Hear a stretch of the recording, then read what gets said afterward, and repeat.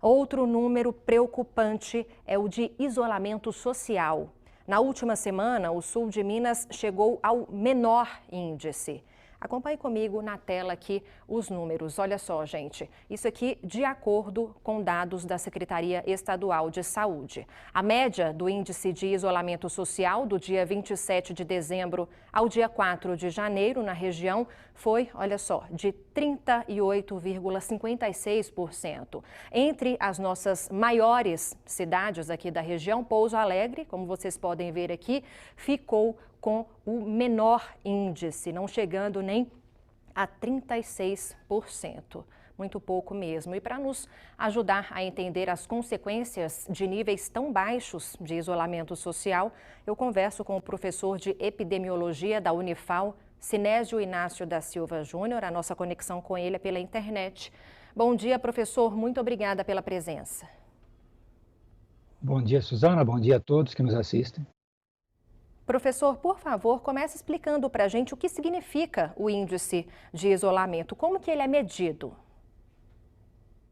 Esse índice de distanciamento ou isolamento social, ele é medido basicamente de duas maneiras. O IBGE ele faz uma pesquisa ligando e conversando com as pessoas, perguntando às pessoas o que tende muitas vezes a subestimar, porque é um tipo de resposta que envolve vamos dizer assim, uma condenação moral, né? Então, as pessoas podem dizer que estão praticando distanciamento e não estão. E uma outra maneira é a partir do sinal de celular. Então, você tem essa medida indireta e mensura o quê? O quanto a pessoa em relação à movimentação normal dela, está se movendo e o quanto você tem, né, supostas aglomerações.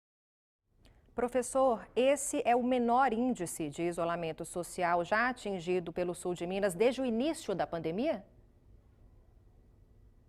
Nós já tivemos um índice menor ainda, que foi no início de novembro. E justamente, se nós observarmos os dados, foi quando começou essa reescalada, né, que alguns chamam de segunda onda.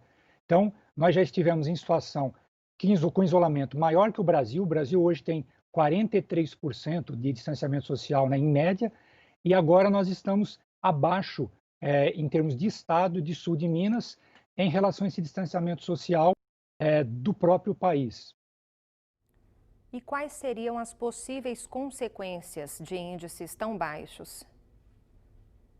Então, uma leitura que se faz, né, imediatamente é justamente que quanto menor esse índice de distanciamento social, supõe então que você está tendo mais aglomerações, mais contato social entre as pessoas e as pessoas potencialmente infectadas estão podendo infectar mais facilmente.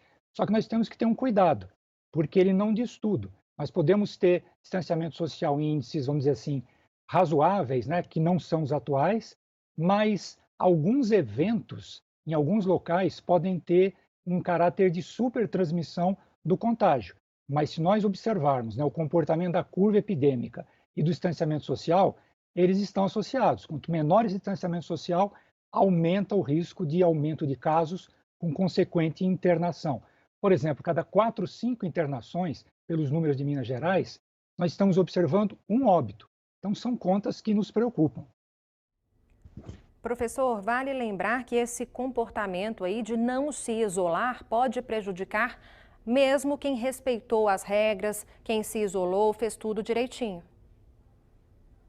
Exatamente. Então, nós observamos, por exemplo, em novembro, como a gente comentou, que houve uma reescalada de casos, que você pode dizer que foi mais essa diminuição de distanciamento entre os jovens. Tanto é que o aumento acentuado de casos do começo de novembro até agora não se refletiu ainda num grande aumento de mortes.